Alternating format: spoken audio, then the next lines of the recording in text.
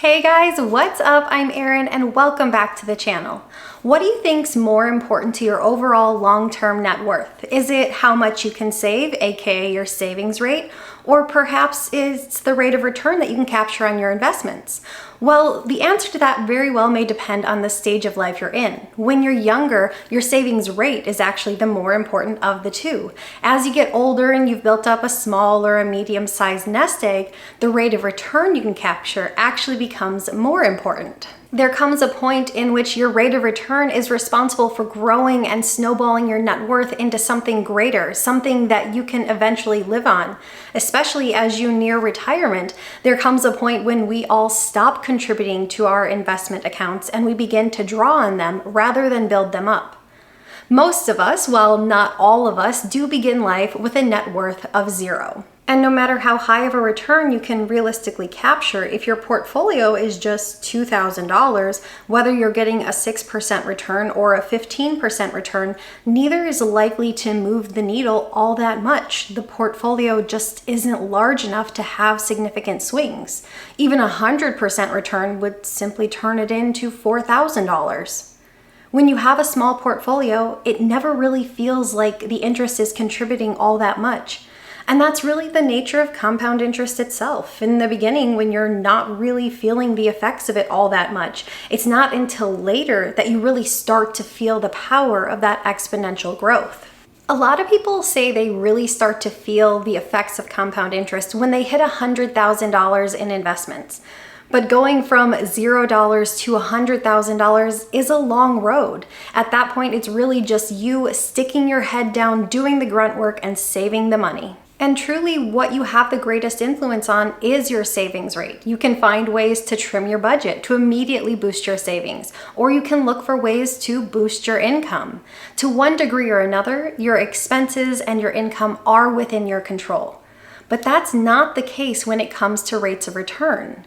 You likely don't have any influence on the rate of return that you can capture. Yes, there are investments that inherently have a greater return or a greater history of greater returns, and investments that have lower returns, but not many come with a guarantee. There are money market accounts and savings accounts, even high yield savings accounts, that do have that guaranteed rate, but mostly they're going to be on the very low end of the spectrum when it comes to rates of return. Sure, the stock market has averaged a 10% rate of return or so, but that's not guaranteed, far from it. And just because the past 10 years have been wonderful for the market, with the S&P giving an almost 15% average annual return, that doesn't mean that the next 10 years will look anything like that. We have no idea what the future holds, and I'm not a pessimist by any means, but it's probably not realistic to bank on a 15% rate of return. It's just not practical. The more you're able to save, the less you need to rely on capturing a greater rate of return. Of course, I want you to have a great return rate. We all want that.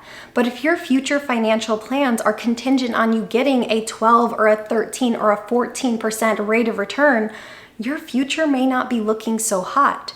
You're really putting yourself at the mercy of the market, and no financially savvy person wants to put their future in the hands of unpredictable forces. Let's throw some numbers into the mix to see the difference between these long-term effects of different savings rates and different rates of return. Let's assume we have a couple that jointly makes $100,000 and invests over a 30-year time horizon. If they invest just 1% of their income for 30 years with a 10% rate of return, they would have about $218,000. However, if they were to simply invest just 6% of their income and capture a 1% rate of return for those entire 30 years, they would have roughly the same amount, about $219,000. It's easy to see here that they are far less reliant on market returns if they simply save a greater percentage of their income.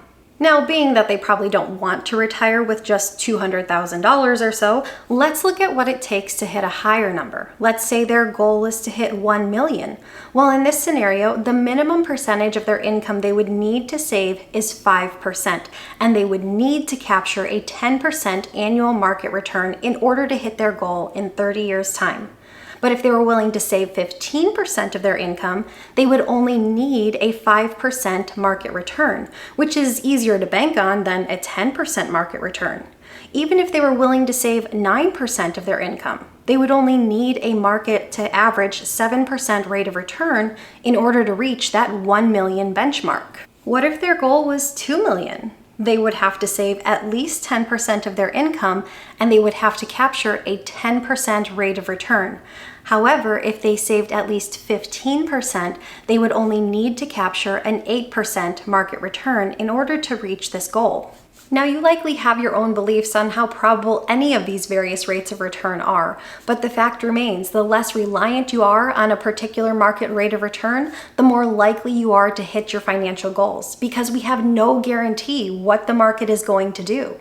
Of course, the best of all worlds would be to have a high savings rate and a high rate of return, but I stand by the fact that you have no guarantees on the rate of return you can capture. You do have influence over your savings rate. So as with most things in life, control what you can. Hope for the best, but prepare for the worst. The good news is, if you just really knuckle down and save aggressively in the beginning, as you get older and once you've built up a sizable nest egg, you can sort of let your foot off the gas, so to speak, and you can save a little bit less, because at that point in time, your rate of return actually becomes more important. Let's say that you were able to save up $250,000 by the time you hit 30 years old. If you have the goal to retire at 60, even if you never contribute another penny, if you capture a 7% rate of return, you can retire with over $2 million. But if you're able to capture an 8.5% rate of return, you could retire with over $3 million. Now, of course, not everyone has that amount saved up by the time they hit 30, so let's move that time horizon to 50. If you have $250,000 saved up by the time you hit 50 and have the goal to retire at 65 and capture a 7% rate of return, you would have about $700,000 by the time you retire, assuming you contribute nothing more. With a 10% rate of return and no additional contributions, you could still retire with $1.1 million. Even if you contribute just $6,000 per year at this 10% rate of return, you still only end up with $1.3 million, showing you that your contributions have less of an impact when your time horizon is shorter. Perhaps worth noting, if the market somehow was able to repeat what it's done in the recent past and gave you a 14% average annual rate of return, you would still be able to retire with just over $2 million. However, I do stand by what I said. I don't bank on this being a future return rate. You have to ask yourself, how likely is it that we're going to experience another 15-year bull run? I don't make market predictions, but I do like to stack the deck in my favor. By boosting your savings rate, you reduce the market rate of return that you need to capture to reach your goals. We're always going to welcome greater market returns. That means more money in your account. That means hitting your financial goals faster than anticipated. But if the market doesn't perform as you had hoped and you end up retiring on less, or you have to work longer because a finicky market did what markets tend to do sometimes, that's not a good situation to be in.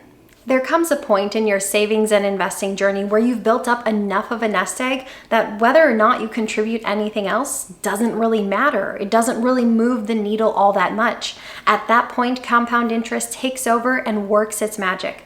But until you reach that point, you have to do the hard work. You have to save and invest and build up that nest egg. And the sooner you can do it, the better, because we all know time in the market is what matters most. So boost that savings rate whenever you can. Well, that's going to do it for me today, guys. What do you think is more important to your situation and where you are in life? Is it your savings rate, or is it the rate of return you can capture? Let me know in the comments down below. I post new videos every single week. If you got anything at all out of this one, please give it a like. If you're new here, please consider subscribing, or if you know of anyone who might get something out of this type of content, please consider sharing. I'll see you soon. Bye.